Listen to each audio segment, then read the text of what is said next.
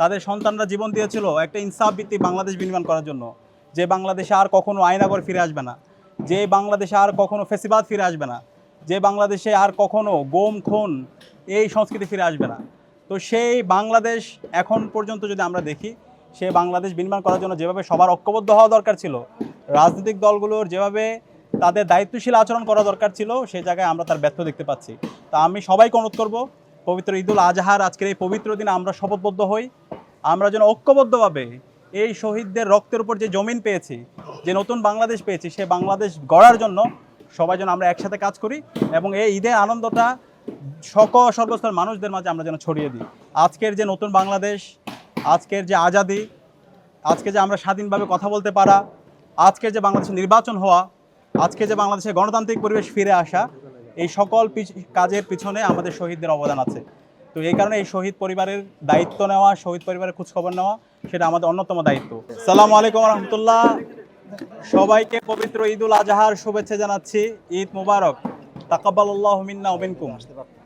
পবিত্র ঈদুল আজহা আমাদেরকে শিক্ষা দেয় ত্যাগের, কোরবানির, সহমর্মিতার এবং নিজের উপর অন্যকে প্রাধান্য দেওয়ার।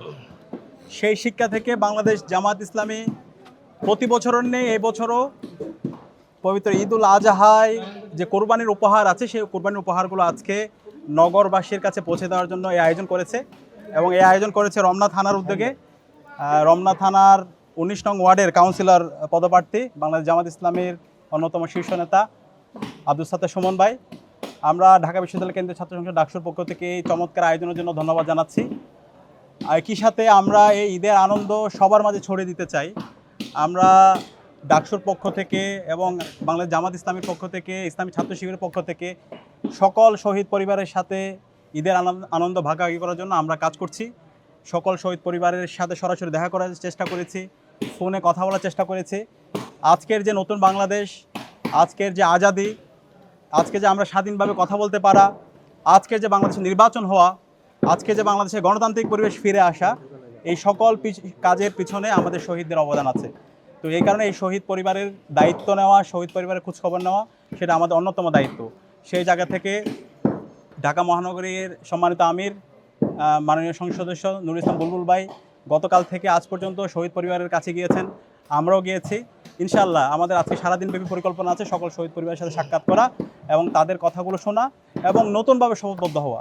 আর এই শহীদ পরিবারের কাছে যখন আমরা যাচ্ছি, তারা তাদের সন্তানের স্মৃতিগুলো বলছিল, তাদের সন্তানরা জীবন দিয়েছিল একটা ইনসাফ ভিত্তিক বাংলাদেশ বিনির্মাণ করার জন্য, যে বাংলাদেশে আর কখনো আয়নাগর ফিরে আসবে না, যে বাংলাদেশে আর কখনো ফেসিবাদ ফিরে আসবে না, যে বাংলাদেশে আর কখনো গুম খুন এই সংস্কৃতি ফিরে আসবে না। তো সেই বাংলাদেশ এখন পর্যন্ত যদি আমরা দেখি, সেই বাংলাদেশ বিনির্মাণ করার জন্য যেভাবে সবার ঐক্যবদ্ধ হওয়া দরকার ছিল, রাজনৈতিক দলগুলোর যেভাবে তাদের দায়িত্বশীল আচরণ করা দরকার ছিল, সেই জায়গায় আমরা তার ব্যর্থ দেখতে পাচ্ছি। তা আমি সবাইকে অনুরোধ করব, পবিত্র ঈদুল আজহার আজকের এই পবিত্র দিনে আমরা শপথবদ্ধ হই, আমরা যেন ঐক্যবদ্ধভাবে এই শহীদদের রক্তের উপর যে জমিন পেয়েছি, যে নতুন বাংলাদেশ পেয়েছি, সেই বাংলাদেশ গড়ার জন্য সবাই যেন আমরা একসাথে কাজ করি এবং এই ঈদের আনন্দটা সকল সর্বস্তর মানুষদের মাঝে আমরা যেন ছড়িয়ে দিই। একই সাথে নগরবাসীর কাছে আমরা অনুরোধ করব, এই আনন্দটা যেন আমরা কারো জন্য কোনো ধরনের ক্ষতির কারণ না হয়।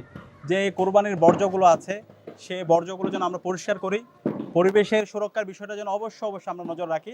সিটি কর্পোরেশনের উদ্যোগে ক্লিন করার জন্য বিভিন্ন পর্যায়ের এখানে কর্মকর্তাদেরকে দায়িত্ব দেওয়া হয়েছে এবং নিজ উদ্যোগে যেন আমরা আমাদের এই পরিবেশের সুরক্ষার জন্য আমাদের এই পরিবেশটাকে এবং বর্জ্যগুলোকে আমরা নিষ্কাশনের ব্যবস্থা করি।